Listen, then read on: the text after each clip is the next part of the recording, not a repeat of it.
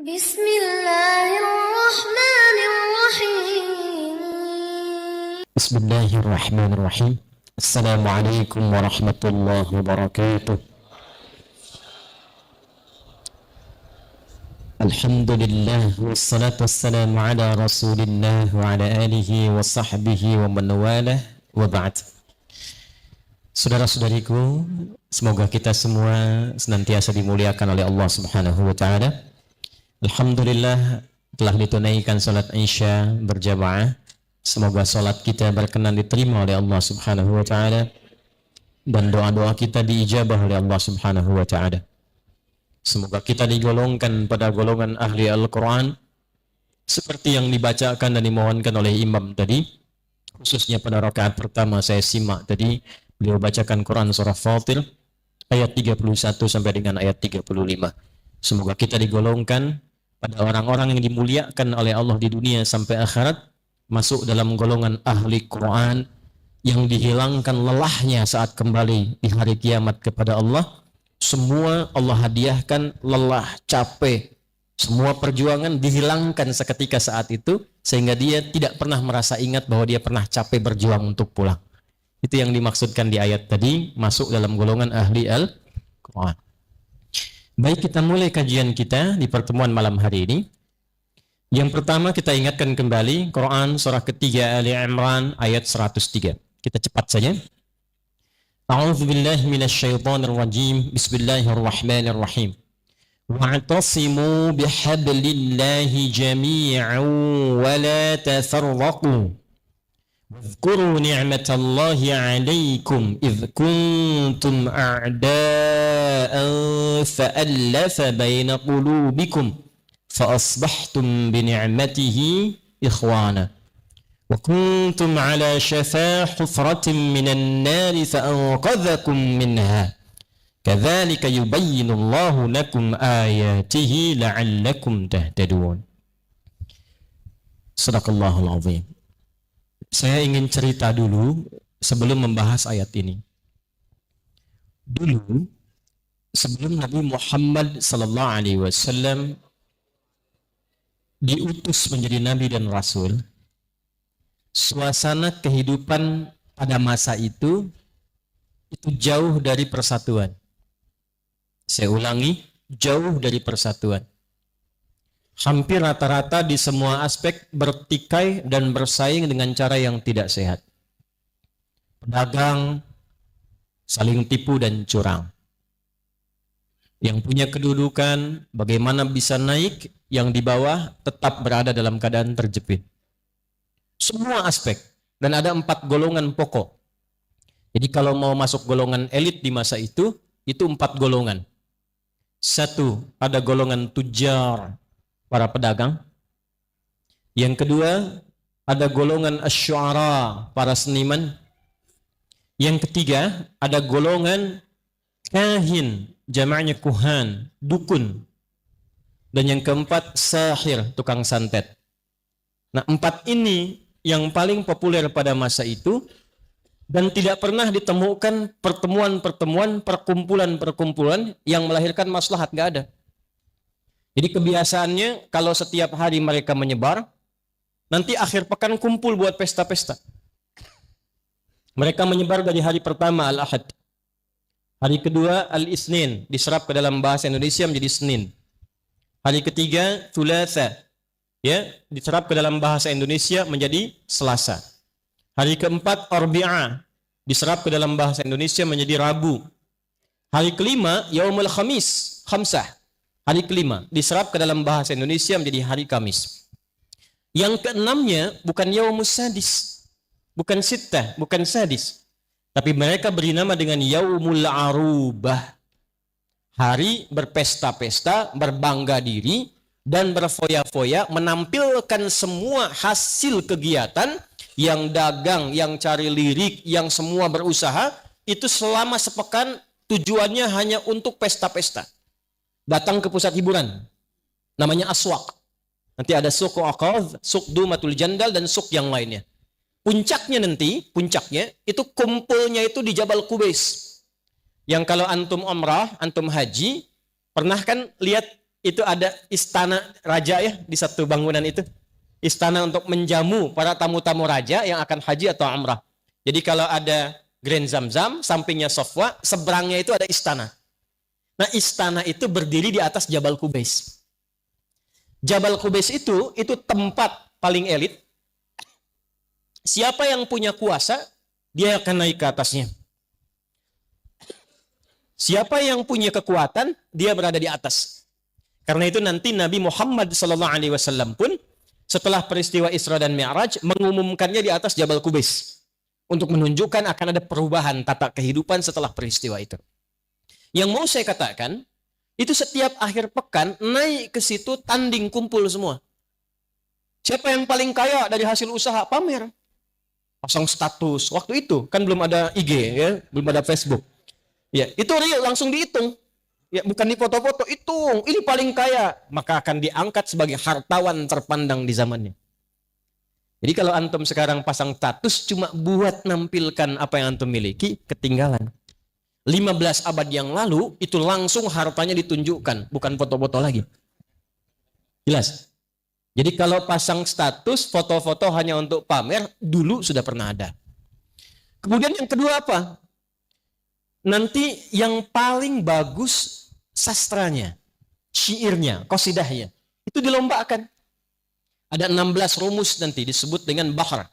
Ada tawil, tawilun lahudunal bukhuri fadailu, fa'ulun mafa'ilun, fa'ulun mafa'ilu, kifa nabki min dhikra habibin wa manzili, bisaqtili wa bainad dakhuli fahawmali. Ada rajas, mustaf'ilun, mustaf'ilun, mustaf'ilun, mustaf'ilun, mustaf'ilun, mustaf'ilun.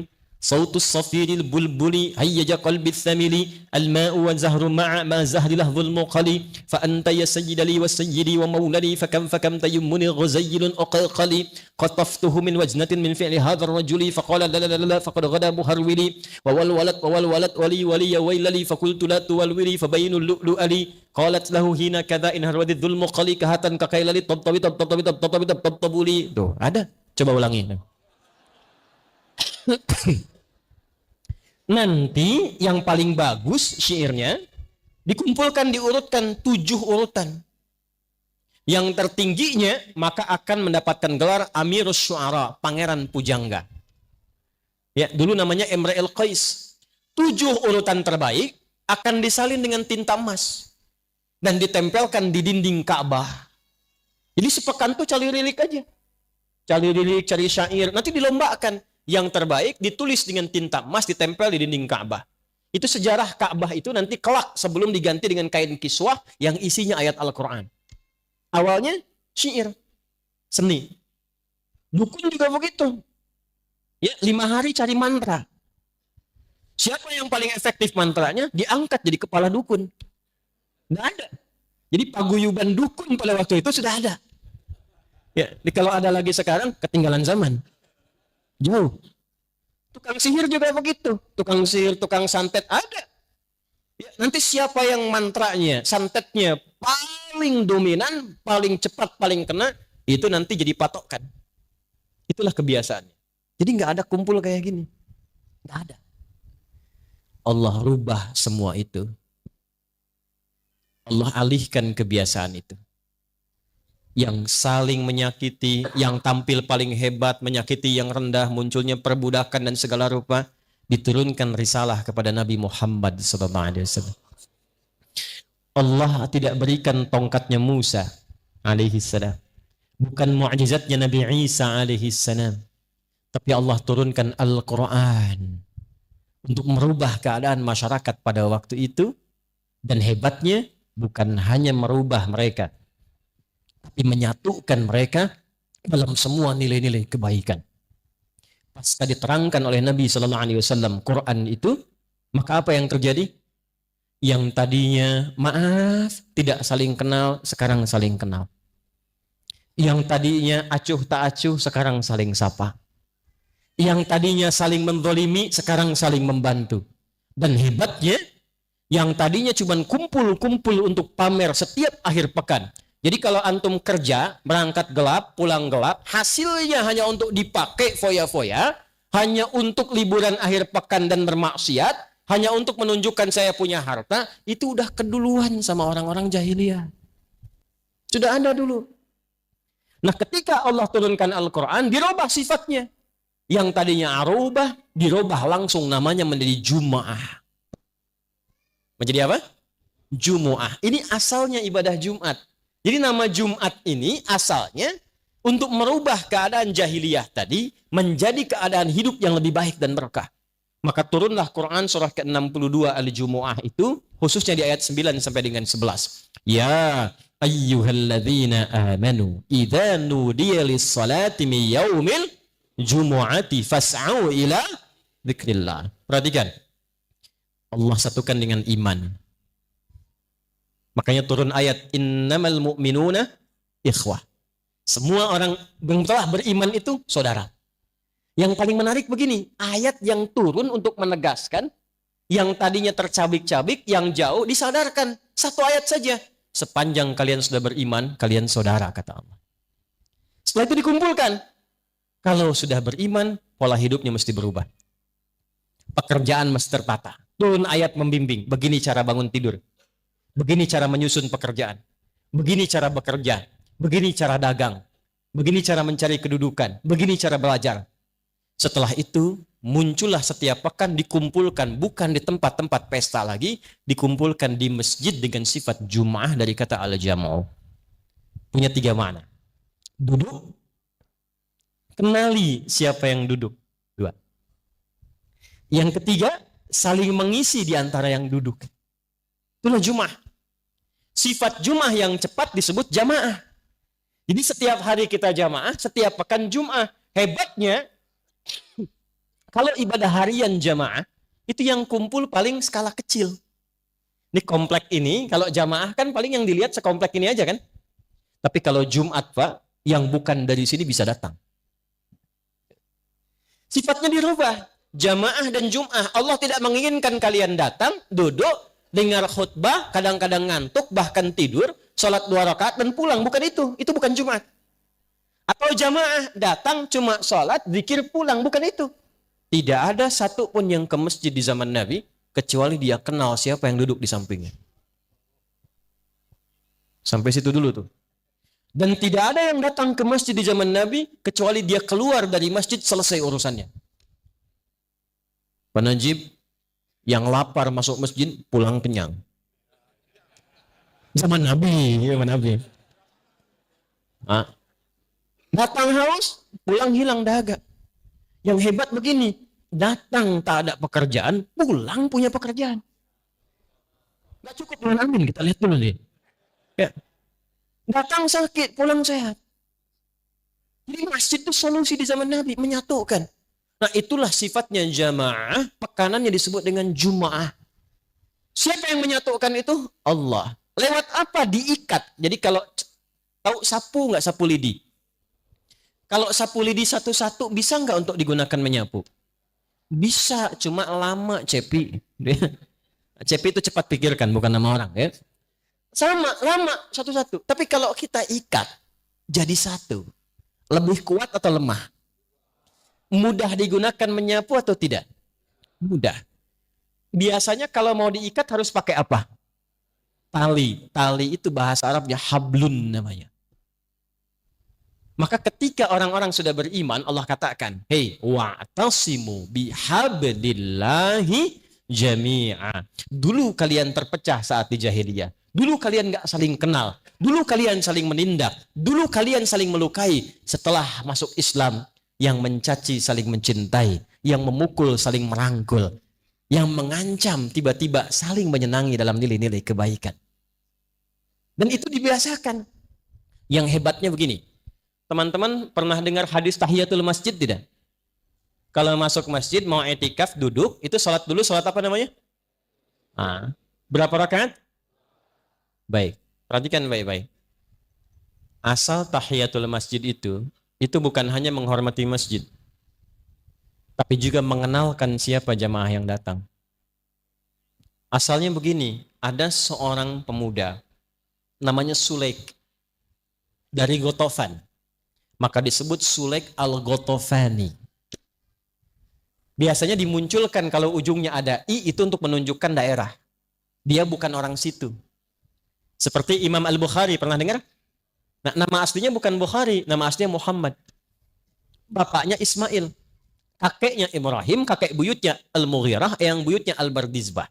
Tinggal di Kecamatan Ju'fah, Kabupaten Bukhara, Provinsi Khorasan, negara Uzbekistan sekarang. Karena beliau datang ke Arab memperkenalkan, saya bukan orang sini, saya dari Bukhara.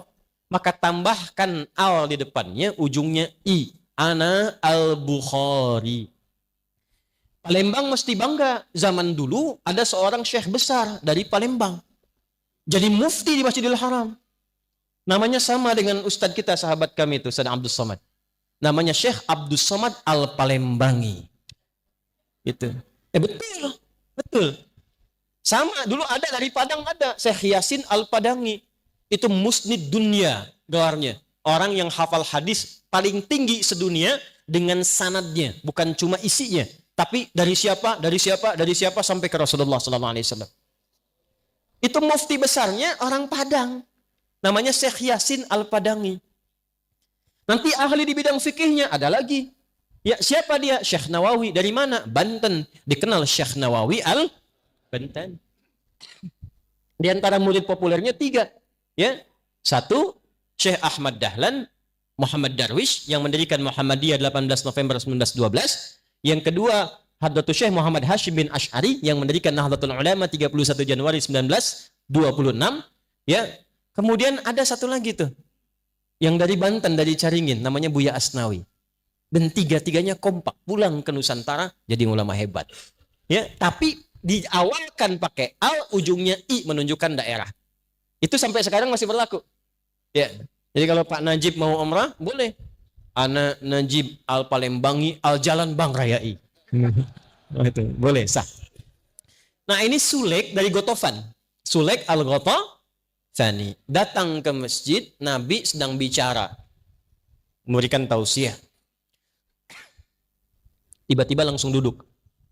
Maka Nabi berkata begini, qala Rasulullah sallallahu alaihi wasallam, atau kama qala, "Idza dakhala ahadukumul masjida fala yajlis hatta yusalli rak'atain." Kalau ada di antara Anda, Allahu Akbar, Nabi kita terlembutnya, tidak pernah menyakiti kata-katanya itu. Sallu ala Nabi. Sudah tahu, yang nggak tahu itu sulit, tapi Nabi bikin kalimatnya umum supaya tidak menyakiti orangnya. Jika Anda di antara Anda jamaah yang pengen masuk masjid dan duduk i'tikaf walaupun sementara, kata Nabi, jangan langsung duduk tapi sholat dulu 2 rakaat. Orang Madinah sudah pada tahu masuk masjid itu sholat dulu 2 rakaat. Tapi karena ini dari Gotofan, nggak tahu itu. Nabi ingin tunjukkan ini ada saudara kita baru. Bukan dari sini. Coba lihat siapa dia, apa keperluannya. Jangan sampai dia datang tidak menyelesaikan kepulangannya saat pulang. Tidak menyelesaikan keperluannya saat pulang. Makanya viral kisah, orang datang aja lapar, rebutan kok ngasih makanan. Pernah dengar kisah, ada jamaah datang? Ya, kata Nabi, ini ada tamu dengan kita. Siapa yang mau menjamu? Semua angkat tangan, Pak. Semua. Dan gak ada beda. Yang cukup, yang dipandang miskin, yang disebut kaya, semua angkat tangan. Dan qadarullah, yang angkat tangan pertama itu yang hidupnya tuh sederhana. Bahkan rumahnya itu kurang lebih RS7 lah. Ya. Ruangan sangat sempit sekali sehingga selonjoran saja susah. Gitu. Sisa makanannya itu cuma beberapa sendok untuk anaknya. Yang hidup di situ suami, istri, anak. Tapi dengan kebanggaan angkat tangan. Saya akan menjamu ya Rasulullah. Yang lain angkat, keduluan beliau. Kata Nabi, si fulan yang menjamu. Pulang ke rumah begitu datang, istriku, kita punya kabar gembira. Kabar gembira. Jadi melihat pahala itu peluang. Jadi dalam bayangan mereka itu karena mereka merasa punya Allah. Dan yakin akan meninggal. Jadi yang ditatap itu setiap amal soleh peluang. Peluang untuk bertemu Allah nih. Peluang cari bekal nih. Mereka sudah merasa rezeki itu diatur. Rezeki sudah teratur. Ngapain kita susah-susah? Rezeki sudah teratur. Tinggal ikhtiar. Yang belum teratur itu mengkonversi rezeki sehingga menjadi bekal yang baik untuk pulang. Maka apa yang terjadi? Ini peluang nih. Ada apa, Pak? Tamu. Siap. Kompak. Istri menidurkan dulu anaknya. Begitu selesai, suami siap-siap, piring sudah ditata, lampu dipadamkan. Ini mohon maaf ya bahasa kitanya ini penghematan katanya. Jadi kita makannya biar enak-enak, nyaman. Istri sudah siap, suami bawa, hidangkan semua. Jadi yang satu makan dengan lahapnya, yang satu lagi tak tek tok kayak seperti orang makan. Anaknya tidur dalam keadaan menahan lapar. Ditidurkan oleh ibunya dalam keadaan menahan lapar. Besoknya begitu selesai tamunya kenyang pulang, dia nggak tahu yang menjamu itu pun tidur semua dalam keadaan lapar. Tapi mereka kenyang dengan ridha Allah Subhanahu wa taala. Makanya sedikit makan tuh kalau ibadahnya banyak, makan minum tuh sedikit. Coba saat puasa. Nafsu banyak, ibadahnya banyak. Begitu nafsu kalah, amal solehnya muncul, minum yang kita harapkan banyak, jus ini jus itu, seteguk teh manis kenyang.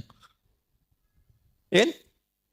Maka apa yang terjadi? Turunlah Quran surah 59 ayat 9 sampai 10 itu. Wa yu'thiruna 'ala anfusihim walau kana bihim khasasah. Dipuji langsung oleh Allah.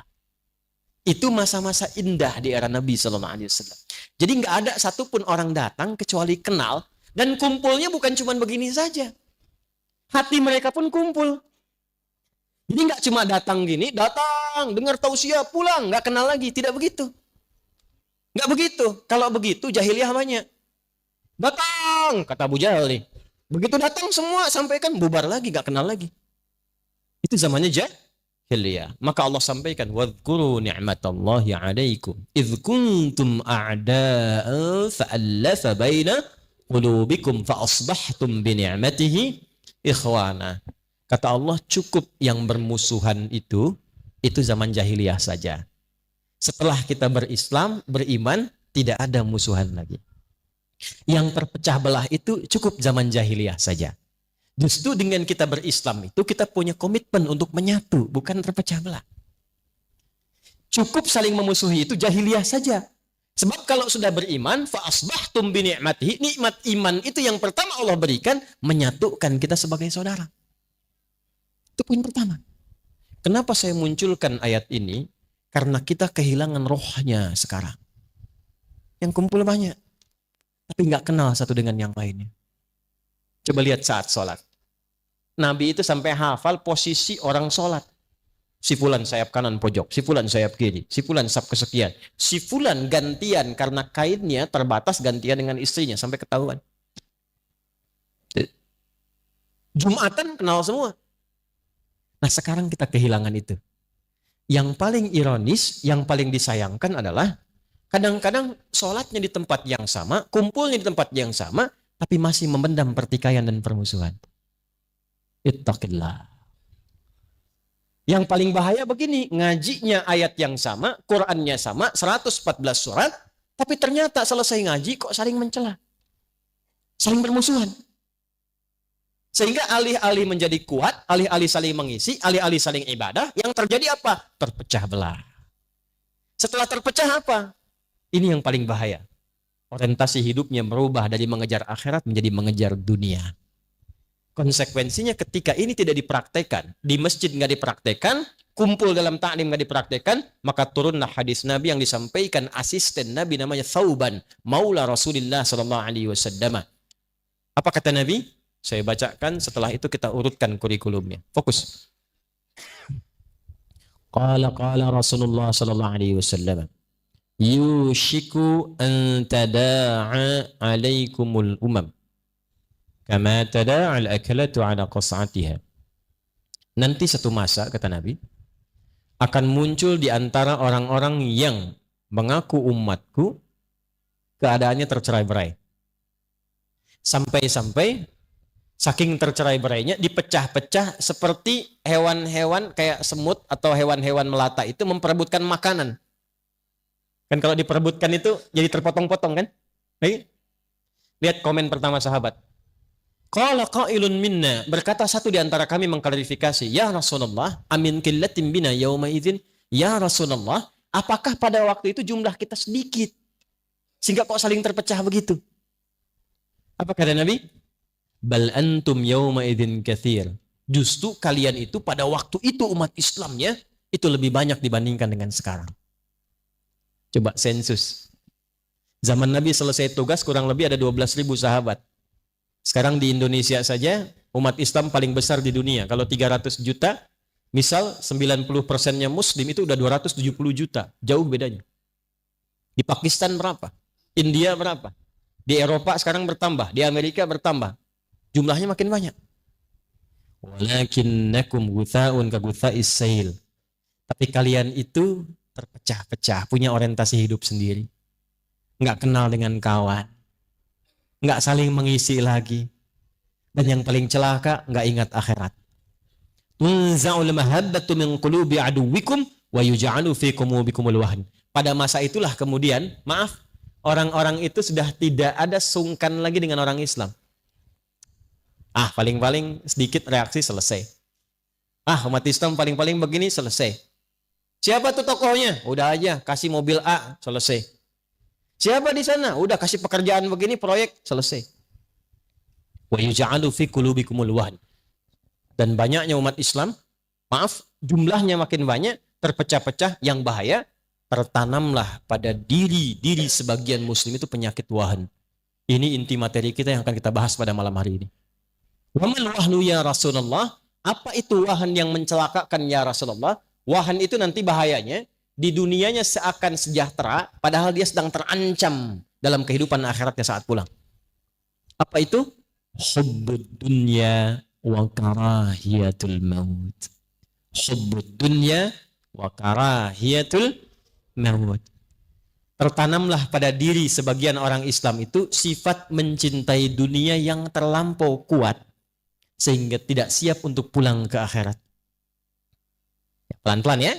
Sikap mencintai dunia yang kuat sehingga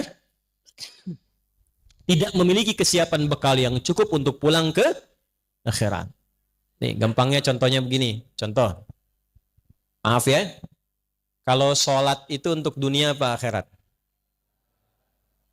Dunianya ada, tapi bekal utamanya untuk akhirat.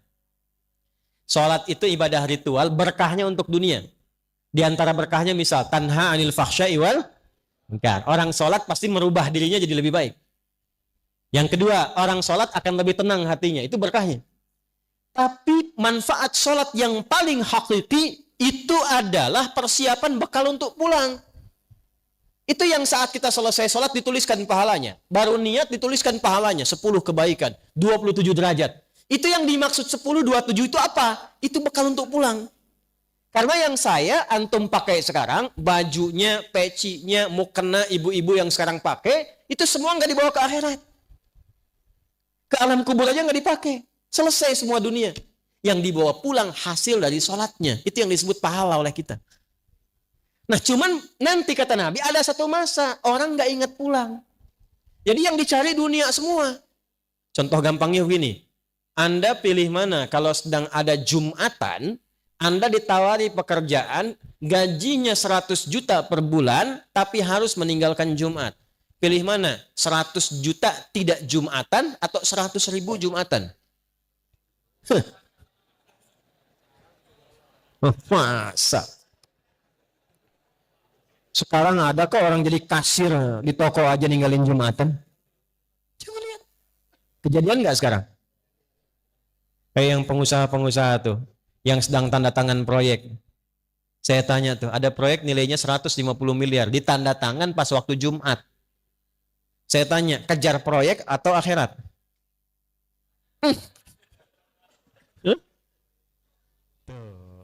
Ini masalah kita.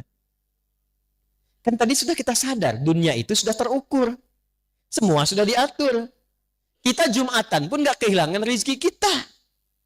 Sudah teratur. Yang belum jelas itu adalah bekal kita untuk pulangnya. Maka dari itulah kita mesti belajar penting saat ini, apa yang harus dilakukan saat masa-masa itu tiba. Ya, nanti lebih dahsyat lagi saya tunjukkan hadis nabinya. Au kama qala Rasulullah sallallahu alaihi wasallam, sayati alaikum zamanun, akan tiba satu masa. Satu, lihat baik-baik. Taqarubus sa'ah atau taqarubuz zaman. Waktu semakin cepat diakses. Setahun kayak sebulan, sebulan kayak sepekan, sepekan kayak sehari, sehari kayak sekilatan. Terasa nggak sekarang? Kayaknya baru kemarin saya ke sini ternyata sudah hampir 11 tahun. Kayaknya baru kemarin. Ya. Yang kedua, saat waktu itu tiba, taqarubul aswaq, pasar bisnis mudah diakses. Dulu Anda ke pasar, pakai angkot, pakai ojek, datang ke situ belanja, lalu pulang. sekarang klik handphone datang barang. Kejadian nggak? Tapi saat masa itu tiba, kata Nabi, perhatikan, yantashirul kadzib dan tashirul fitan. Fitnahnya makin banyak, manipulasinya makin banyak, maksiatnya makin banyak. Akan ditemukan banyak hoax. Anda sulit membedakan mana yang benar, mana yang salah. Anda akan banyak menemukan bahkan yang maksiat muncul tanpa bisa kita sekat dan kita duga. Maaf, sekarang maksiat yang dulu jauh tak terlihat sekarang masuk ke saku masing-masing. Coba handphone yang sering diakses itu. Berapa gambar-gambar tak senonoh ada di situ? Berapa tayangan-tayangan yang tidak layak untuk dipandang ada di situ? Ya, berapa yang sekarang online yang dilanggar di situ? Judi online, pinjaman online, serba online tapi maksiatnya ada di situ. Dulu maksiatnya offline, sekarang jadi online. Ada maksiat online sekarang. Dulu nggak ada, offline semua, sekarang online. Kejadian nggak? Saat kita berada di masa itu, apa yang harus kita lakukan? Nah, ini adalah inti pembahasan kita di malam hari ini. Langkah-langkah strategis atau tips Al-Quran dan hadis mengatasi problematika di akhir zaman. Secepatnya. 1. Langkah yang pertama, nanti di hadis lain, jika sudah masuk di era itu, maka berlatih setidaknya meninggalkan maksiat. Ingat ya, saya ulangi, berlatih meninggalkan apa? Maksiat. Islam itu sifatnya 2. Ada amar ma'ruf, ada nahi, dan dua-duanya berpahala. Ingat itu. Jadi pahala itu bukan amar ma'ruf saja, sholat, amar ma'ruf, baca Quran, amar ma'ruf. Tapi saat yang bersamaan, maaf, meninggalkan maksiat. Ada pandangan dari gambar yang tak bagus, kita palingkan, dapat pahala. Awas. Diajak oleh teman ke tempat yang tidak baik, langkahnya kita palingkan, dapat pahala. Ada tayangan tak bagus, klik. Misalnya, keluar hal-hal yang tidak baik, kita kemudian palingkan, dapat pahala. Saat muncul era di mana maksiat sulit dikendalikan dan lebih banyak dibandingkan amar ma'ruf, maka pahala nahi mungkar lebih banyak dibandingkan dengan amar ma'ruf. Ingat, saat zamannya sudah berubah di mana nahi mungkar lebih banyak dibandingkan dengan amar ma'ruf, maka peluang pahala di nahi mungkar itu lebih berlipat dibandingkan dengan amar ma'rufnya tetap dikerjakan, sholatnya tetap dikerjakan, baca Quran tetap dikerjakan. Tapi yang paling ditekankan oleh Nabi adalah yang paling penting pada saat itu konsenlah kita untuk mencegah perbuatan maksiat. Gini. Sehari sholat berapa kali? Nah, itu masih standar. Ya kan? Itu masih apa? Nah, itu fardu, sifatnya wajib. Lihat sini. Kalau sudah ada iman, sholat 5 waktu itu otomatis diminta oleh hati kita untuk dikerjakan. Allahu Akbar, Allahu Akbar. Cepat sudah azan. Nggak ada orang ingatan pun, hati kita karena punya iman, imannya mengatakan, cepat sudah azan, siap-siap. Pernah begitu? Jadi amar ma'ruf itu kalau sudah fardu, otomatis di hati kita begitu. Sya'ban, mau Ramadan, itu otomatis. Sebentar lagi Ramadan tiba, siap-siap. Nggak ada ustadz ngasih tahu pun karena punya iman, imannya memberitahu. Tapi saat yang bersamaan, nahi mungkarnya lebih banyak. Kalau perbandingan nahi mungkar dengan amar ma'ruf lebih banyak mungkarnya dibandingkan dengan ma'rufnya, maka konsentrasi kita arahkan untuk yang mungkarnya, karena yang ma'ruf itu sudah otomatis tubuh kita melakukannya. Yuk, prakteknya gini. Iya, tenang. Nah, baik ya. Hati-hati Bu ya, nggak ada railingnya ya, hati-hati. Ibu turun nggak kelihatan ke bawah husnul khotimah nanti itu. Tenang ya. Pelan-pelan. Nah, karena sudah masuk ke intinya, saya akan pelan menyampaikannya. Tadi itu masih mukadimah terakhir. Sampai jam berapa kita? Ya, silahkan. Nggak apa-apa, sampai subuh nggak apa-apa. Tadi DKM sudah menyiapkan makanan kok tadi katanya. Ya saya tanya nih, yang bawa handphone angkat tangan. Sudah bawa semua kan? Nah, yang bawa handphone saat sholat angkat tangan. Nah, saya tahu. Handphonenya masuk saku kan?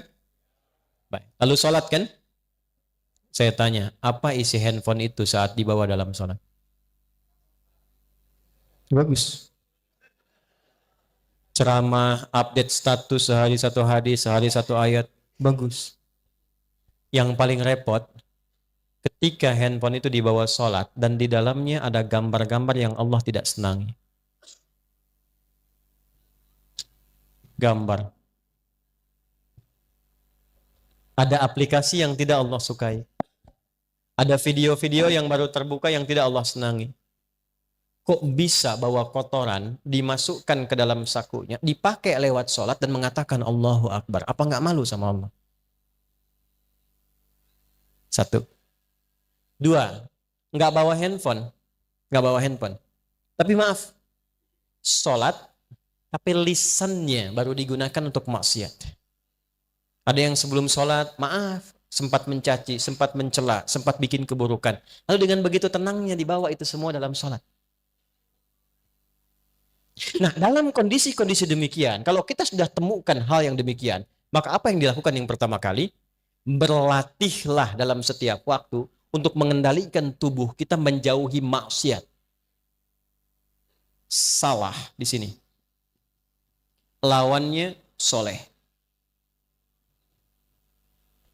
Lihat rumusnya. Kalau salah ditekan, soleh pasti naik. Sudah pasti. Kalau soleh yang turun, salah pasti naik. Nih, lihat baik-baik, fokus. Kata-kata yang kotor, kata-kata buruk, lawannya kata-kata apa?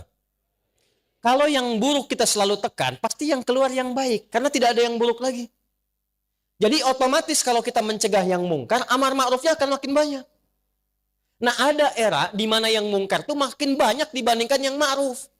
Orang udah mulai ninggalin sholat, yang sholat pun cuma takbir pertama mundur bawa kotak masjid. Ya kan? Yang kedua kemudian keluar tukeran sendal. Sendal saya mana ya? Mana ya? Ya Allah, ini dia. Dia pakai begitu aja yang paling bagus. Padahal dia ke masjid nggak pakai sendal. Ada yang begitu. Ada yang baru selesai sholat sudah komen imamnya.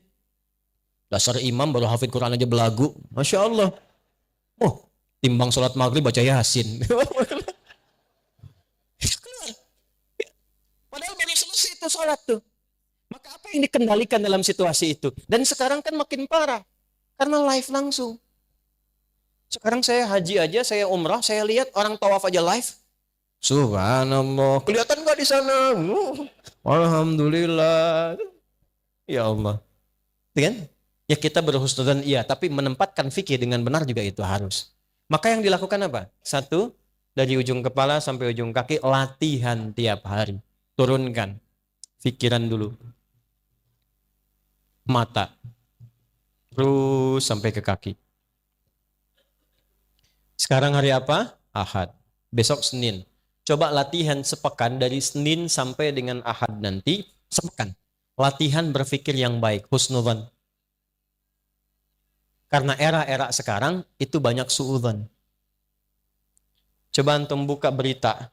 Dari apapun, diklik online. Itu 85% isinya itu kemungkaran semua. Judi online begini, ada yang ditemukan pembunuhan, baru mabuk begini, di sini ada begini, di sini ada kriminalitas. 85% isinya sekarang itu hasil dari maksiat semua, media sekarang. Kalau nggak percaya silahkan cek. Dan yang paling menarik apa?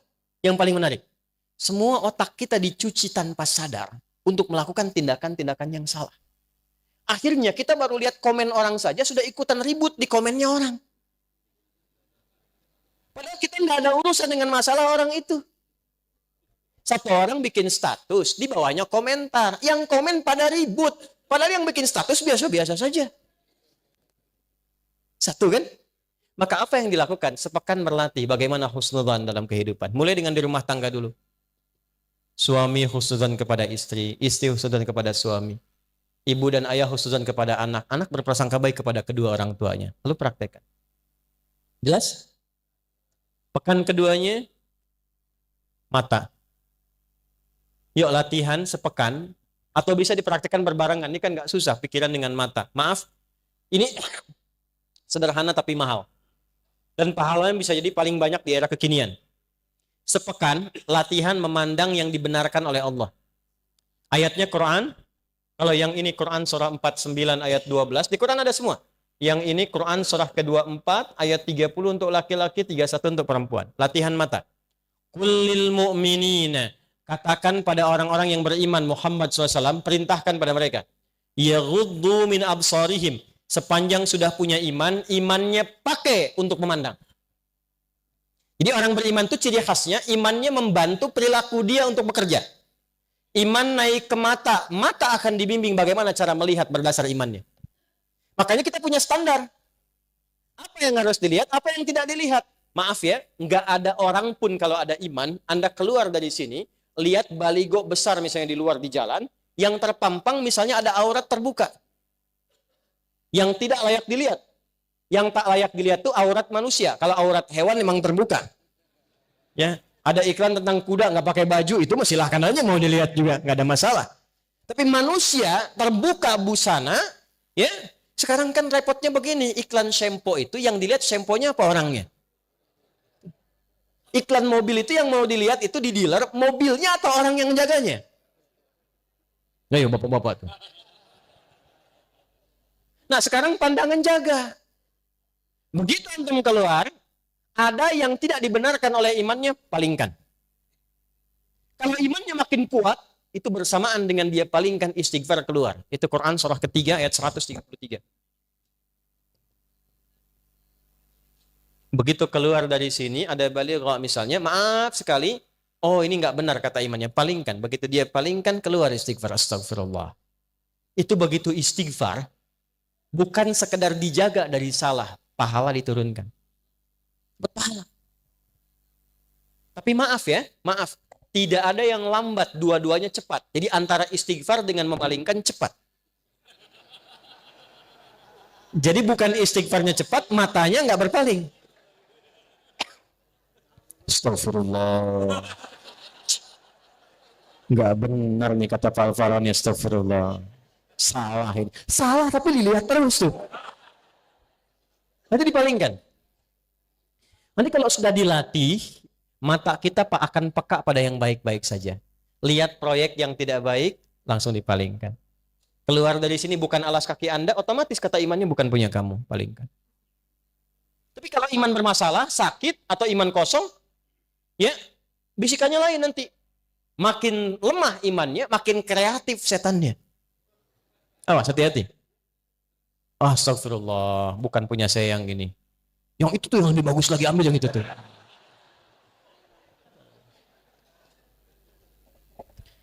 Antum yang bapak-bapak nih, kalau buka status yang antum lihat istri orang apa istri sendiri? Ibu-ibu juga begitu, saya sering lihat yang di IG saya yang komen ibu-ibu semua. Masya Allah ya Ustaz, Masya Allah. Ibu kalau komen ke status saya halus banget deh, ke suaminya gimana tuh? Oh, Mas Bu, saya ini suami orang.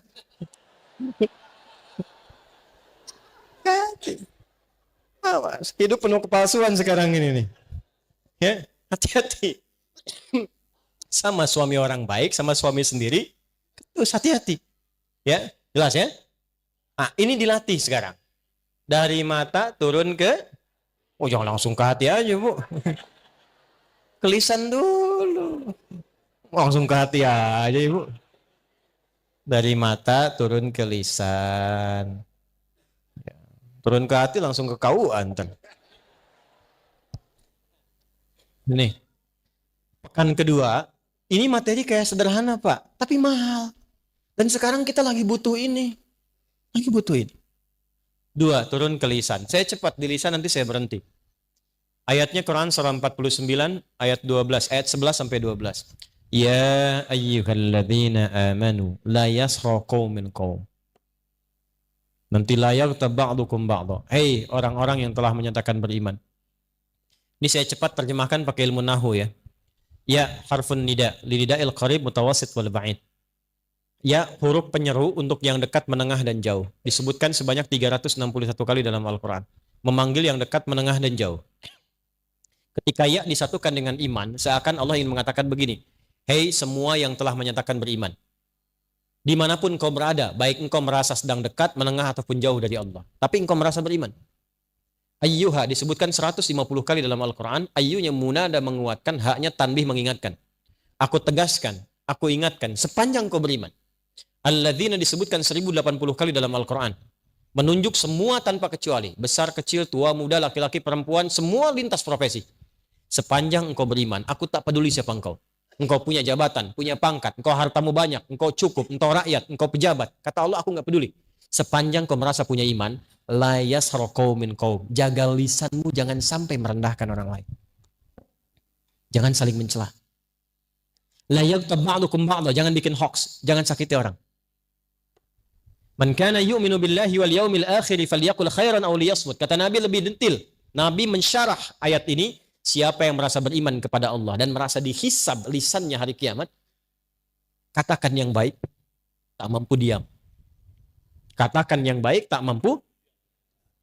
Bisa nggak kita praktekkan sepekan? Jangan marah, kata Nabi, la taghdab. Bisa nggak sepekan aja? Mau keluar yang tak baik, tahan. Ada orang misalnya nggak sopan sama Anda, mau Anda marah, la taghdab. Tahan. Oh, pikiran baik, praktekkan. Nyambungkan lisan langsung ke pikiran. Mungkin dia begitu karena belum tahu saya. Ya, tahan lagi. Nggak usah ditambah-tambah, belum tahu dia siapa saya. Turunkan. Ada yang nggak sepakat dengan istri dengan suami, jangan marah. Diam dulu. Kontrol. Dengan diam itu lebih tenang pikiran. Ya, suami dengan istri kan bedanya tipis-tipis, tapi pandangannya kan jauh. Ya kan? Istri mau datang aja udah pakai seragam tuh. Kadang-kadang nunjukin lu ke suami. Apa yang bagus mana ya kajian Ustaz Adi? Pakai bajunya yang hitam atau yang putih? Kata suami bagus hitam deh mah. Ah kayaknya putih deh Pak. Dia nanya tapi udah punya pilihan. Masih untung kalau dipakai, begitu keluar hijau. Tahan. Itu lisan. Kita bisa tata itu sepekan saja berubah kita. Kalau nggak percaya silahkan, demi Allah. Pikiran, lisan, kemudian pikiran, mata, lisan, telinga. Di atas kepala aja di sini dulu nih. Kita perbaiki selama sepekan, demi Allah, cek sepekan berikutnya. Antum akan menjadi pribadi yang berubah dari sebelumnya. Itu cuma mengamalkan beberapa ayat aja. Jaga deh. Cuma sepekan, amalkan ayat ini. Ayat mata, ayat telinga, ayat lisan. Amalkan selama sepekan. Lihat perubahan yang terjadi hari ini sampai sepekan ke depan. Perhatikan bagaimana Al-Quran merubah kita menjadi pribadi yang lebih baik. Wa'tasimu bihablillahi, hablillah di sana Quran. Sebelum disatukan oleh Allah, Allah merubah dulu setiap pribadi jadi baik dulu. Karena kalau disatukan dalam keadaan yang kurang baik, bahaya juga. Baik dulu setiap hari, satu sampai ke ujung kaki. Nah sekarang saya kasih rumus cepat. Saya berikan amalan dari Al-Quran dan hadis. Satu amalan yang kalau dikerjakan secara cepat akan merubah kita jadi lebih baik. Nah, kalau mau catat boleh. Amalannya asyam. Apa amalannya? Bukan asyap, asyam. Ya. Artinya puasa. Apa? Puasa. Satu-satunya amalan yang disiapkan untuk menambah amal soleh saat yang bersamaan mengikis amal salah. Cuma puasa. Anda kalau nggak percaya, besok Senin puasa tuh. Niatkan untuk mencintai Rasulullah. Karena beliau ketika ditanya, kenapa engkau puasa hari Senin? Kata Nabi, kama qala hadza yauma wulidtu. Ini hari saya dilahirkan. Niatkan puasa Senin untuk mencintai Rasulullah sallallahu alaihi wasallam. Ini juga dalil bahwa saat hari ulang tahun boleh puasa untuk mengevaluasi diri. Saya kembalikan. Besok puasa, silahkan cek. Demi Allah saya katakan, ketika Anda puasa, saat yang bersamaan Anda ingin meningkatkan amal soleh Anda. Yang biasa cuma sholat fardu, bisa sholat sunnah. Yang biasanya jarang baca Quran, bisa baca Quran. Yang hebat itu bisa menghentikan maksiat saat puasa. Makanya ketika Ramadan, koruptor kan libur. Bukan karena takut mencuri, takut batal puasanya. Silahkan cek. Besok timbang puasa sunnah, cuma puasa sunnah saja, maksiat bisa ditahan. Antum walaupun seorang pemarah, itu akan ditahan nggak pengen marah, karena takut batal puasanya. Ada seorang pemarah, puasa. Tiba setengah 6, ada yang mencaci. Bukanya jam 6, dia lagi jalan sama istri, dicaci sama orang. Dia tahan nggak marah. Istrinya bingung, kan suaminya biasanya pemarah. Kata istrinya, bang, abang kan biasanya marah, kenapa nggak dibalas? Kata suaminya, ntar habis maghrib.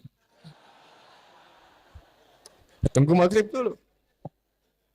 Kan 30 menit lumayan buat mikir. Begitu maghrib, dia nggak mau hilangin pahala puasanya. Nggak jadi dia marah. Jadi kalau Anda ingin berlatih menghilangkan kebiasaan buruk, rajin puasa.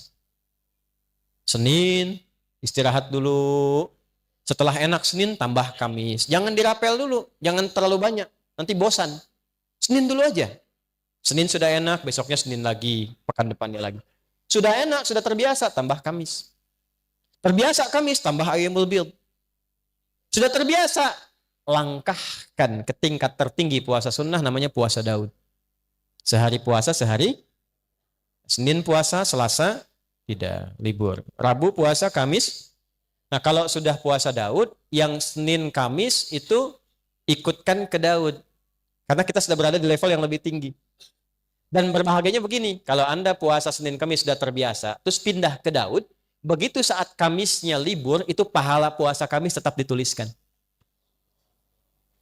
Dalilnya apa? Hadis Nabi, "Idza maridal 'abdu aw safar kutiba lahu mithla ma kana 'alaihi muqiman shahiha." Kalau seorang hamba punya ujur seperti sakit atau safar, dia menghilangkan kebiasaan rutin amal solehnya karena kondisi ini, karena uzur, baik itu sakit atau safar, pahalanya tetap dituliskan sempurna.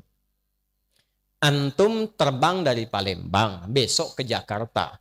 Pas terbangnya itu mendekati waktu-waktu zuhur, ba'da zuhur bahkan. Antum sholat dulu. Nah begitu sampai ke Jakarta, kan zuhurnya sudah selesai di sini. Kan bisa dijamak qashar kan? Ya kan? Zuhur jadikan 2, asar jadikan 2. Ada sholat sunnah qobliyah zuhur? Ada. Ba'diyah zuhur ada? Antum biasa kerjakan itu kalau sedang mukim. Karena safar, antum qashar. Ketika antum qashar, antum nggak kerjakan yang sunnah tadi. Itu pahala sholat sunnahnya tetap dituliskan sempurna. Hadisnya sahih. Jadi kalau sudah qashar, yang sunnah sudah. Jangan terlampau soleh. Betul, karena yang fardu aja dikurangi, masa mau ditambah sunnah? Terus ya? Itu hadiah dari Allah, qashar itu hadiah. Ketika Anda qashar, itu pahala sholat sunnah dituliskan bagi yang biasa sholat sunnah. Kalau enggak, yang enggak dapat pahala juga. Ya, yang hebat tuh begini Bu. Kalau perempuan kan ada masa haidnya kan? Ini catat rumus Bu, ini di antara kita saja nih. Ya. Ini perempuan-perempuan muslimah. Kalau masa sucinya rajin beramal, sholat, baca Quran, dia zikir, dia sholawat, masa haidnya kan berhenti itu sholatnya. Ya kan? Itu semua kebiasaannya dituliskan pahalanya walaupun dia sedang libur dalam haidnya. Maka saya nasihatkan pada muslimah dimanapun berada, dalam keadaan masa suci perbanyak amal soleh. Karena Anda akan mendulang pahala pada masa haidnya. Cepat, mumpung belum datang masa monoposnya. Kalau sudah tiba masa monopos, nggak ada bedanya nanti. Karena semua berjalan lagi. Nah, kembalikan pola ini kepada apa yang tadi kita bahas, teman-teman sekalian. Kembalikan. Susun ini dari awal sampai dengan akhir, ujung kepala sampai dengan ujung kaki. Berlatih ini dulu. Kalau mau cepat, puasa. Jelas? Oke, jadi setelah ini silahkan. Yang besok puasa Senin silahkan. Nyaman tambah Kamis. Jangan cepat-cepat ya. Senin dulu aja. Sampai nikmat dan konsisten Senin, pindah Kamis. Nikmat konsisten Senin Kamis, tambah Ayyamul Bid. 3 hari di pertengahan bulan. 13, 14, 15 Hijriah. Sudah konsisten, mau tambah, silahkan. Puasa Daud. Tolong diingat, saya penting ingatkan dulu. Yang ada cuman puasa Daud. Tidak ada sholat Daud. Subuh sholat, duhur tidak. Asar sholat, maghrib tidak. Tidak ada. Yang ada puasa tidak ada sholat nggak usah kreatif, ya, tidak usah kreatif. Terlalu inovatif dalam persoalan ibadah bisa masuk kategori bid. Nah, cepat. Saya mau selesai, kita 15 menit lagi selesai. 2. Kalau sudah konsisten menata diri jadi baik. 2. Perdalam ilmu pengetahuan. Penuhi majlis-majlis ilmu. Ya. Saya yakin insya Allah di Palembang ini, Sumatera Selatan pada umumnya, banyak guru-guru yang hebat-hebat, baik-baik, ulama-ulama kita. Para tuan guru, ulama, habaib, dan sebagainya, penuhi majlisnya. Kalau bisa, saya usulkan begini. Masjid-masjid ini, itu bukan sekedar diikat dengan organisasi, ikatan antar masjid. Di DMI, Dewan Masjid Indonesia. Didaftarkan aja, tidak. Data, Pak, di sini wilayahnya ada berapa masjid. Setelah itu kerjasama. Bikin kajian, kajiannya itu yang terukur, difasilitasi jamaah. Jangan semua kajian sama. Nanti malah berlomba-lomba, sini kosong, sana penuh, pindah sini. Kadang-kadang begini, beda masjid jamaahnya itu-itu aja. Kerjasama dengan masjid-masjid. Masukkan database jamaahnya. Misal, ada fikih yang pokok dulu. Fikih sholat, fikih zakat, fikih misalnya haji umrah. Ibadah ada di Masjid Baitur Rahman. Nanti fikih-fikih yang sosial misalnya, ini di masjid yang sebelahnya. Fikih-fikih yang membahas tentang aspek-aspek kehidupan muamalah, masjid sebelahnya. Database ustadznya dimasukkan, informasikan, saling kemudian mengingatkan. Jamaah Baitur Rahman disampaikan. Bapak Ibu jamaah sekalian, hari ini kita punya kajian fikih salat. Nanti setelah insya Allah di depan masjid kita itu ada ustadz hebat. Ulama hebat akan bahas fikih zakat. Yang ingin tahu tentang zakat, silahkan ke sana. Itu caranya. Perdalam majlis ilmu dengan cara belajar 3 hal.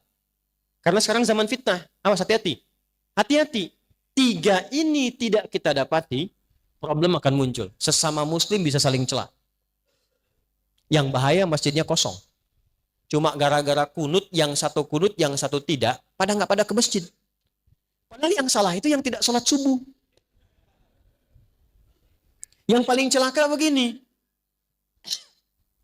Yang ngimaminnya yang kunut, imam, makmumnya nggak ikut.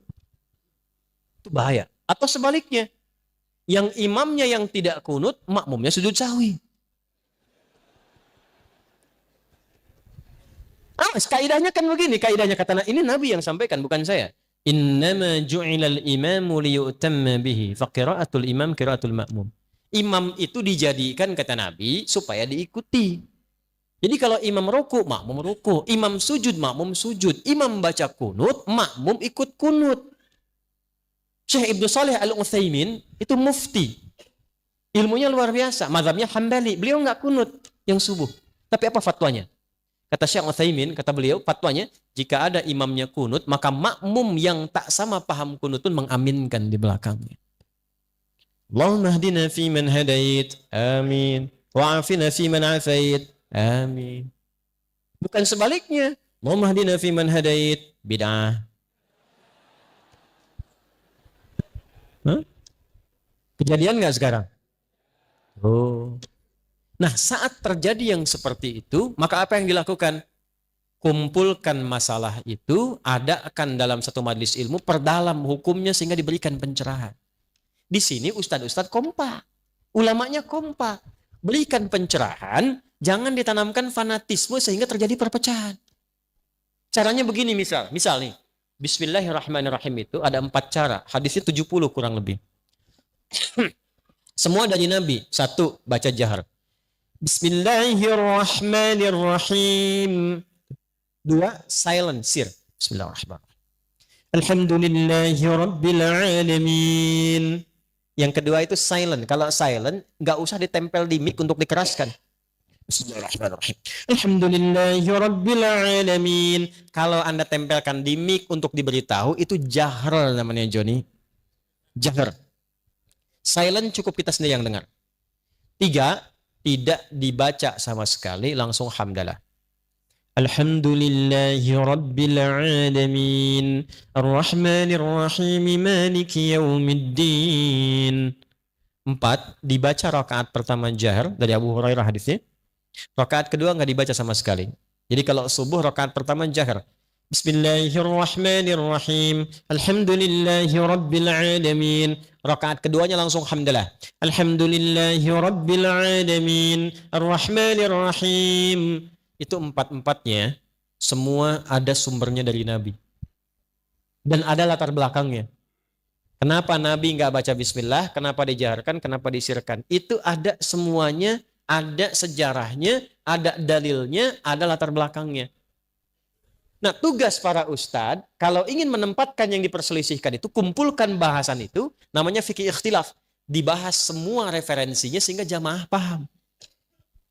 Jelaskan, kalau tidak pakai bismillah, jalur hadisnya ini. Kenapa nggak pakai bismillah? Kejadiannya begini. Karena waktu itu belum turun bismillahirrahmanirrahim. Nabi pakainya alhamdulillahirrahmanirrahim.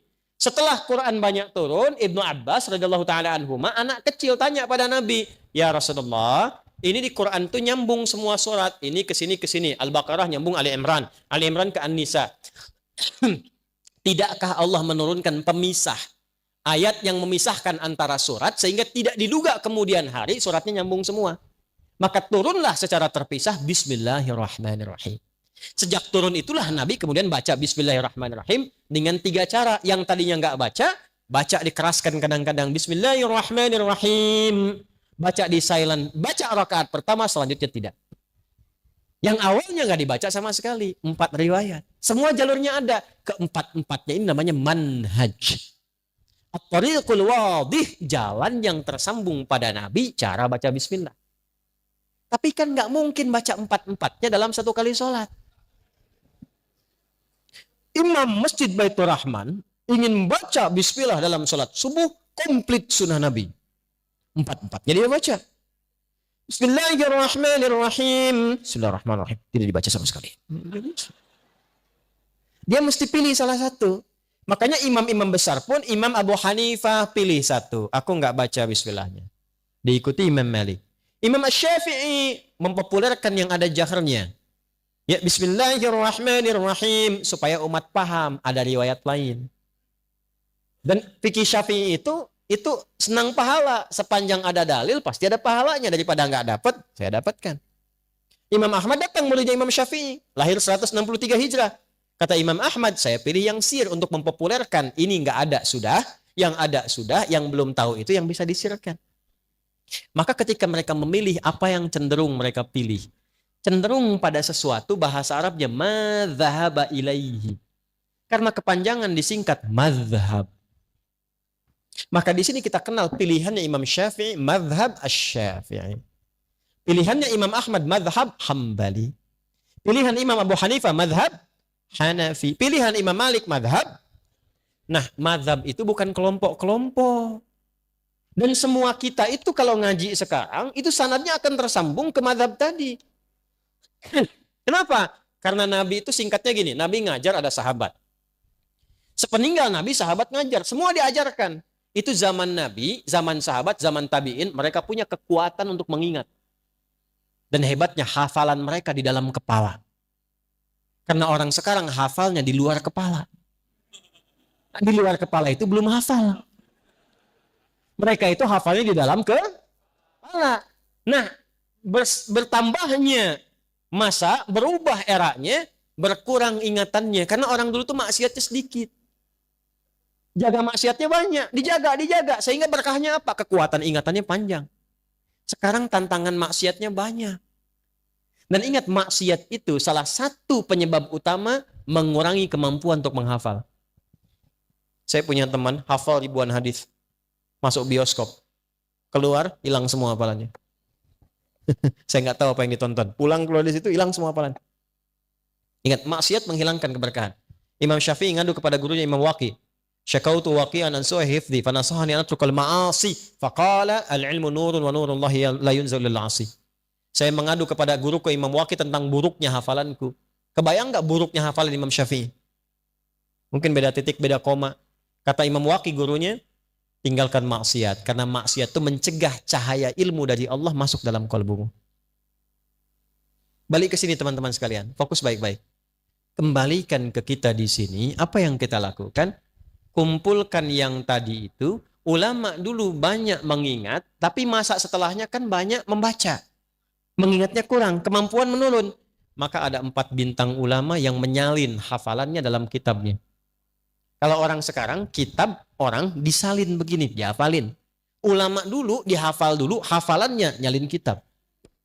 Kitab itu disalin dengan hafalannya. Hafal, salin kitab. Sekarang kan kitab ada diapalin. Ya kan? Maka 4 bintang itu, satu Imam Abu Hanifah An-Nu'man yang wafat tahun 150 Hijrah. Kedua Imam Malik bin Anas yang lahir tahun 94 Hijrah.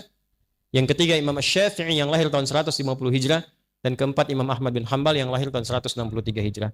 Itu mereka menghimpun referensi dari masa sebelumnya, dihafalkan, diturunkan lewat kitabnya. Jadi yang sekarang kita pelajari, itu mau nggak mau akan nyambung jalurnya ke mereka itu. Karena semua jalurnya begitu.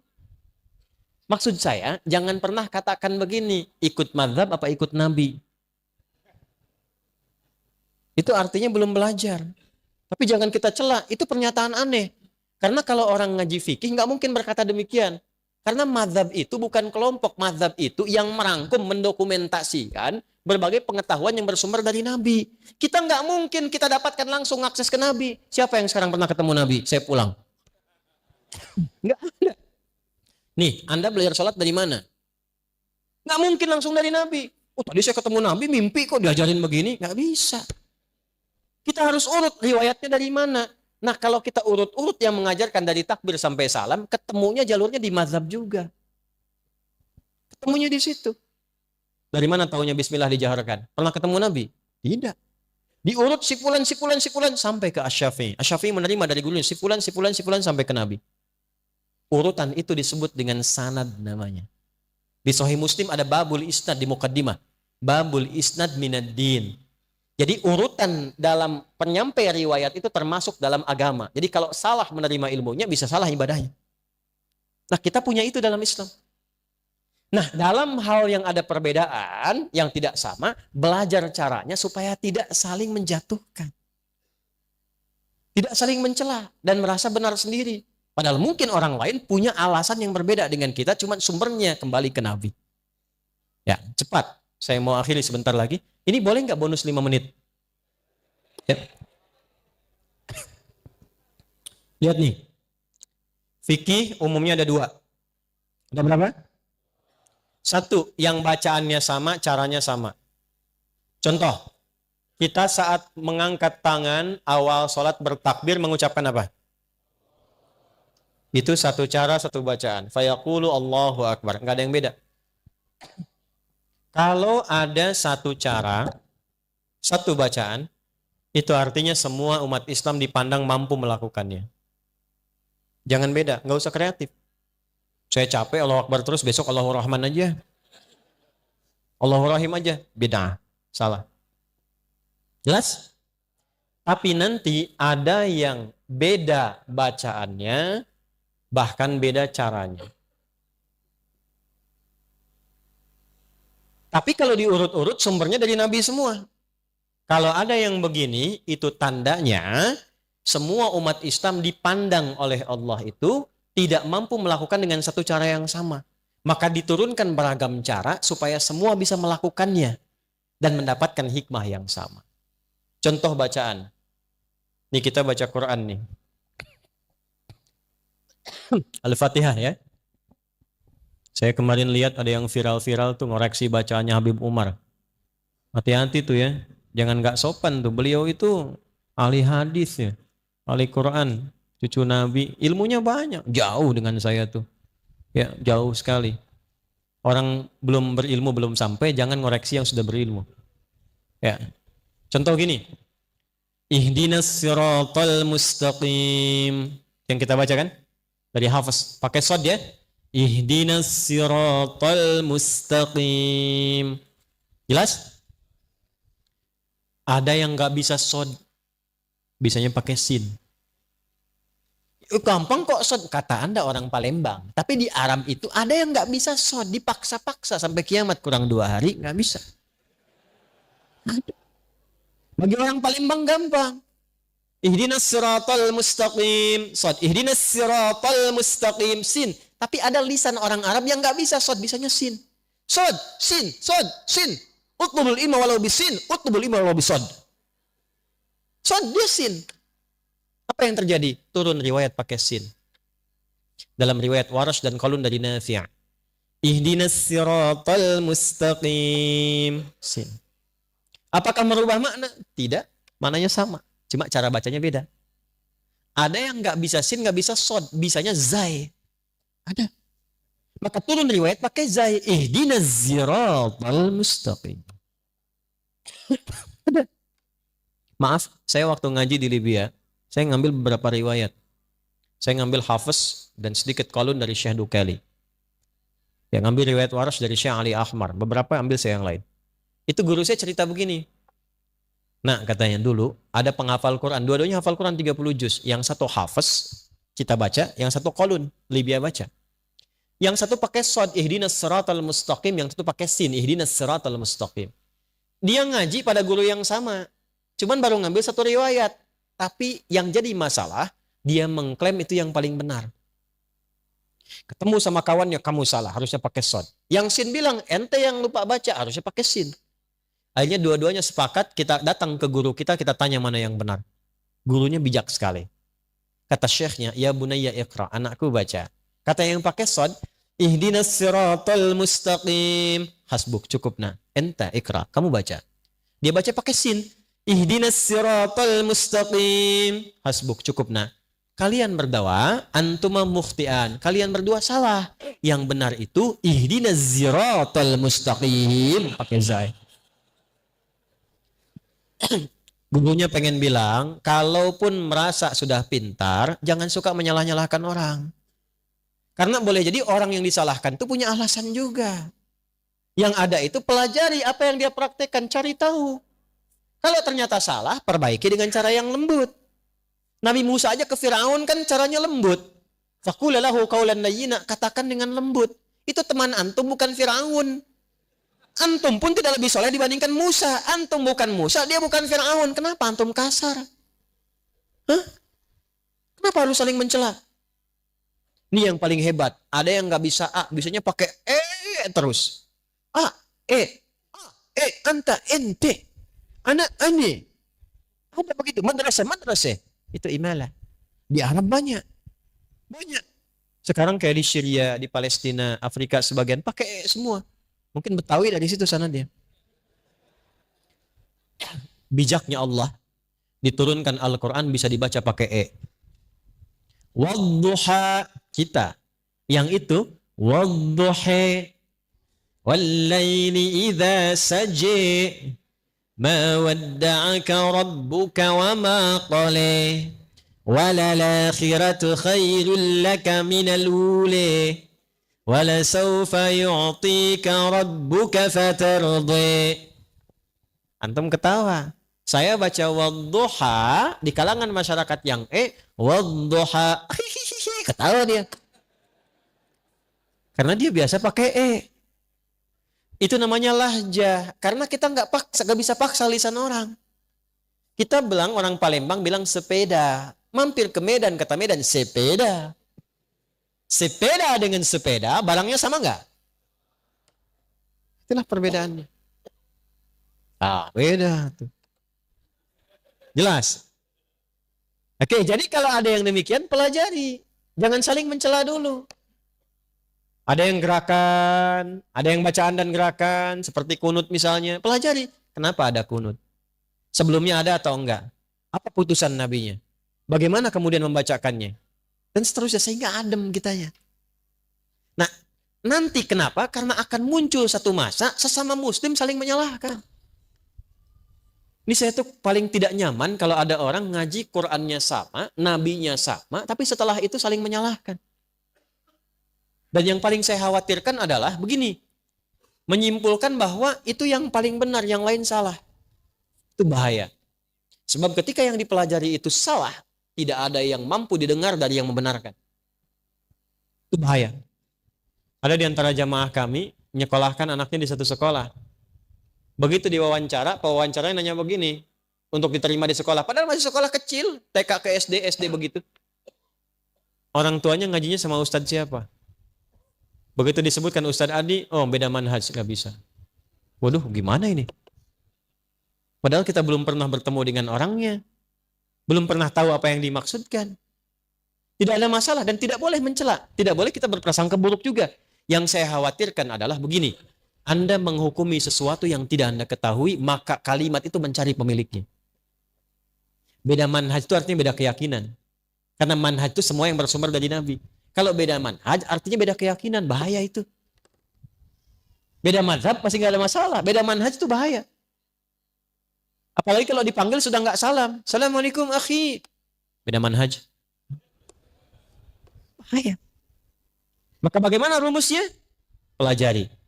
Saya tidak mengajarkan Anda untuk saling mencela orang lain. Kalaupun ada yang begitu, jangan dicela. Jangan dicela. Tapi kita tetap terbuka dengan senyuman dan baik, pelajari sehingga semua membuat mengerti. Yang enak tuh begini, guru mengajarkan, kita tidak kunut misal. Dalilnya ini. Kalau ditemukan teman kita kunut, dalilnya yang ini. Jadi hargai mereka yang kunut. Jelas? Kita bacanya jahar. Kalau Anda menemukan yang tidak jahar silent, ini dalilnya. Jangan kaget kalau ditemukan. Enak kalau begitu. Saya di Masjidil Haram, tugas tahun 2010. Biasah penerima jemaah haji. Jemaah haji pertama datang pas sholat isya, imamnya Imam Syekh Sudes. Begitu sudah takbir, Allahu Akbar. Ini saya masih ingat betul sampai sekarang. Berarti sudah 13 tahun peristiwa itu. Allahu Akbar. Silent. Bismillahirrahmanirrahim. Alhamdulillahi Rabbil Alamin. Itu komentar pertama makmum di samping saya. Iki imamnya Muhammadiyah tuh katanya. Muhammadiyah cabang Masjidil Haram. Jadi saya tidak ingin ada kesimpulan lagi kalau yang kunut NU yang tidak kunut Muhammadiyah. Sejak kapan itu di zaman Nabi sudah muncul? Tidak ada. Muhammadiyah hormati, NU hormati, kompak semuanya jadi seorang muslim yang baik. Sepakat? Terakhir, praktekkan itu, hanya jangan jadi teori saja. Jadi keluar dari masjid ini besok-besok, Pak Najib, Pak Edi dan yang lainnya, ini jamaah didata nih. Nanti ustadz-ustadznya pun masukkan database. Ada siapa saja ustadz di Palembang? Masukkan. Nanti masjid didata. Kompak, ketemu dengan sesama masjid. Susun jadwal. Ustadz Fulan di sini, Habib Fulan di sini, segini. Materinya ini, rekomendasikan ke jamaah. Bikinlah aplikasi untuk saling melengkapi. Nah, nanti dari masjid ini ikatannya bikin aplikasi. Aplikasi sahabat masjid, misal. Ya? Sahabat masjid. Ada apa di dalamnya? Bukan cuma tentang waktu sholat, waktu taklim. Jamaahnya yang UMKM masukkan ke situ. Yang pengusaha beras masukkan, yang tukang sayur masukkan, tukang baju masukkan. Jadi sesama jamaah kalau mau pesan sesuatu antar jamaah lagi, hiduplah di situ ekonominya. Kalau sakit tahu dokter ada jamaah, begitu ketemu tahu database-nya, tidak perlu ke rumah sakit. Tanya resepnya apa, dapat alhamdulillah. Kecurian ketemu jamaahnya di sini ada polisi, tinggal sampaikan diproses, alhamdulillah balik lagi. Kalau bisa begitu, itulah yang dimaksudkan nilai-nilai keislaman yang hadir dalam satu saf. Innamal mu'minuna ikhwah. Jadi itu yang kita bahas seperti sederhana, tapi insya Allah kalau kita istiqamah sampai dengan wafat, mudah-mudahan dengan itu kita dimuliakan oleh Allah Subhanahu. Saya simpulkan malam hari ini satu, latihan menghindari maksiat. Siapkan satu-satu listnya dari mata sampai ujung kaki. Dan amalannya. Yang kedua, latihan untuk mendalami pengetahuan yang sekiranya ada yang beda-beda. Jadi kalau penasaran jangan langsung menyalahkan. Cari dulu ilmunya. Karena sekarang musim-musimnya saling menyalahkan, hati-hati. Ya. Maaf, tambahan. Kalau ada pengajian yang mengarahkan pada aspek-aspek yang fatal secara agama.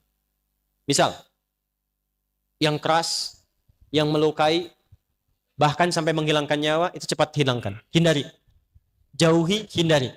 Karena akan tiba, kata Nabi, satu bentuk pengajian-pengajian dalam bahasa hadisnya tentang hadis muflis. Ada orang yang kalau mendoktrinkan untuk melukai orang. Sampai puncaknya, wasafaka dama hadza. Ada yang menumpahkan darah membawa nama Allah. Hati-hati ya. Kalau ada yang ngajak perselisihan, ngajak sampai menumpahkan darah, itu hindari. Karena akan membuat kita bangkrut di hari kiamat. Dan sekarang terjadi. Saya bermohon pada Allah supaya tidak terjadi lagi yang demikian. Ya. Itu waktu kejadian di Jalan Tamrin meledak itu, saya sedang di Lampung. Wah! Jamaah langsung tanya, Ustaz, apakah bom di Jalan Tamrin termasuk fisabilillah? Saya bilang, Mas, sependek pengetahuan saya, jihad fisabilillah itu jihad di jalan Allah, bukan di Jalan Tamrin. Hati-hati ya. Yang terakhir, praktekkan persaudaraan difasilitasi oleh DKM Kompa. Ustadz-ustadznya kita persaudarakan, bikin database, kumpulkan semua jamaah di situ. Insya Allah kalau begitu kita mendapatkan Palembang, Sumatera Selatan sebagai baldatun thayyibatun wa rabbun. Allahumma taqabbal minna innaka antas sami'ul alim. Wa tub 'alaina innaka antat tawwabur rahim. Allahumma ya Allah inna nas'aluka khairan ma sa'alaka rasulukal Mustafa nabiyuna Muhammad sallallahu alaihi wasallam wa na'udzubika min kulli ma ista'adza bika anhu rasulukal Mustafa habibuna Muhammad sallallahu alaihi wasallam. Ya Allah, kami mohon kepadamu segala kebaikan yang pernah dimintakan oleh Rasul Nabi Muhammad sallallahu alaihi wasallam dan berlindung kepadamu dari segala keburukan yang diperlindungkan kepadamu oleh Nabi Muhammad sallallahu alaihi wasallam. Rabbana la tada' lana fi maqamina hadza wa fi kulli maqamin dzamban illa ghafartah. Ya Allah, kalau ada pelaku maksiat, pendosa yang hadir di malam hari ini di pengajian ini, jangan biarkan ia pulang kecuali Engkau telah ampuni seluruh dosa-dosanya. Menerima tobat dari perbuatan maksiatnya. Wala hamman illa farajtah, ya Allah, bila ada di antara jemaah yang datang membawa kegelisahan, jangan biarkan ia pulang kecuali Engkau telah tenangkan keadaan hatinya. Wala asiran illa yassartah, ya Allah, jika ada di antara jemaah yang datang membawa kesulitan, maka mohon dengan keikhlasannya angkat dan hilangkan kesulitannya. Wala maridan illa syafaitah, jika ada di antara jemaah yang datang membawa penyakit, maka mohon angkat dan sembuhkan penyakitnya. Allahumma alif baina qulubina, ya Allah. Allahumma wahidna fi saffika ya arhamar rahimin wa jadibna min at-tafraqah. Ya Allah, mohon lembutkan hati-hati kami untuk saling bersaudara dalam kebaikan. Jauhkan dari kami dari perpecahan yang mengundang murka dan neraka-Mu ya arhamar rahimin. Ihfadz biladana waj'al umara'ana udala. Ya Allah, mohon jaga negeri kami Indonesia. Jauhkan dari perpecahan. Bimbing para pemimpin kami ya Allah supaya bersikap adil dalam kebijakan mereka yang meringankan hisab mereka di hari kiamat ya arhamar rahimin. Wahfadz ulama'ana waj'alhum mukhlasin lakaddin. Dan mohon jaga para ulama kami ya Allah. Sehatkan mereka, ikhlaskan mereka dalam berdakwah untuk membimbing umat pada kebaikan dan ridha-Mu. Allahumma jalla baqiyata hayatina hayatan thayyibah. Ya Allah, mohon jadikan sisa kehidupan kami lebih baik daripada hari-hari sebelumnya. Waj'al akhirah hayatina husnal khatimah. Dan mohon wafatkan kami ya Allah dalam keadaan husnul khatimah. Rabbana atina fid dunya hasanah wa fil akhirati hasanah wa qina adzabannar. Wa sallallahu ala sayyidina Muhammad wa ala alihi wa sahbihi ajma'in. Wa akhiru da'wana subhanakallahumma rabbana wa bihamdika nashhadu an la ilaha illa anta nastaghfiruka wa natubu ilaik. Walhamdulillahi rabbil alamin. Assalamualaikum warahmatullahi wabarakatuh.